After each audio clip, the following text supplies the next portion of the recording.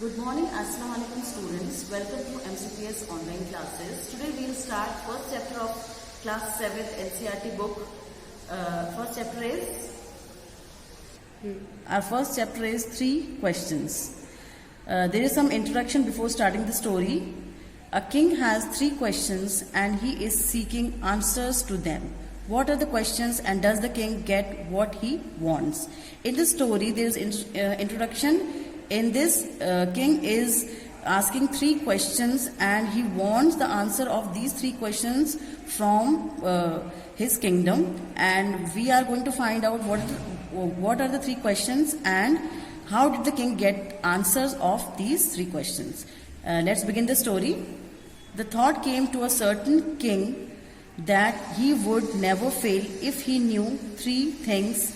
These 3 things were: what is the right time to begin something, which people should he listen to, and what is the most important thing for him to do. Means king के दिमाग में एक thought आया है कि अगर वो ये 3 सवालों के आंसर अगर ढूंढ लेता है, 3 क्वेश्चंस के आंसर अगर वो ढूंढ लेता है तो वो कभी भी फेल नहीं होगा, मतलब उसका रूलिंग जो है कभी भी फेल नहीं हो सकती है, सभी उसकी राज्य को पसंद करेंगे. वो 3 क्वेश्चंस क्या हैं, 3 चीजें क्या हैं? What is the right time to begin something, means कुछ भी स्टार्ट करने के लिए सही टाइम क्या होता है. Which people should he listen to, किस तरह के इंसानों को, किस तरह के लोगों को उसको सुनना चाहिए.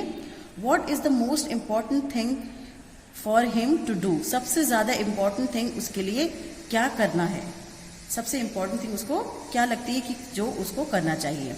The king therefore sent messengers throughout his kingdom promising a large sum of money to anyone who would answer these 3 questions.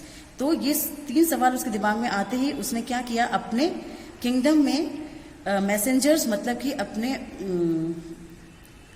संदेशवाहकों को भेज दिया ये छानबीन करने के लिए कि इन 3 क्वेश्चंस के आंसर कौन दे सकता है, और उसने ये भी बोला साथ में कि जो भी इन 3 क्वेश्चंस के आंसर देता है उसके लिए हम एक अच्छी प्राइस मनी उसको देंगे, मतलब अच्छा इनाम उसको देंगे.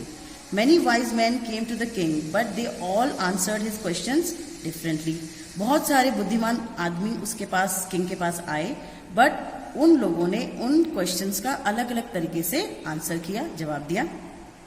In reply to the first question, some said the king must prepare a timetable and then follow it strictly.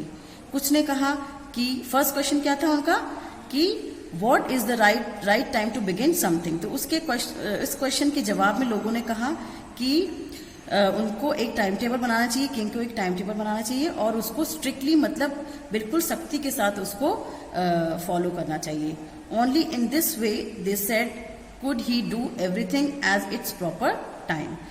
उन्होंने कहा कि इसी तरीके से वह सारी चीजें जो वो चाहते हैं वो सही तरीके से प्रॉपर टाइम में सही समय पर कर पाएंगे. Others said that it was impossible to decide in advance the right time for doing something. कुछ ने ये जवाब दिया कि ये बिल्कुल असंभव है कि आप पहले से ही ये चीज डिसाइड कर ले कि क्या सही समय है कुछ करने के लिए. कुछ का जवाब ये था, कुछ का जवाब अलग, मतलब सब लोगों ने अलग अलग डिफरेंट तरीके से इस क्वेश्चन के आंसर दिए. The king should notice all that was going on, avoid foolish pleasures.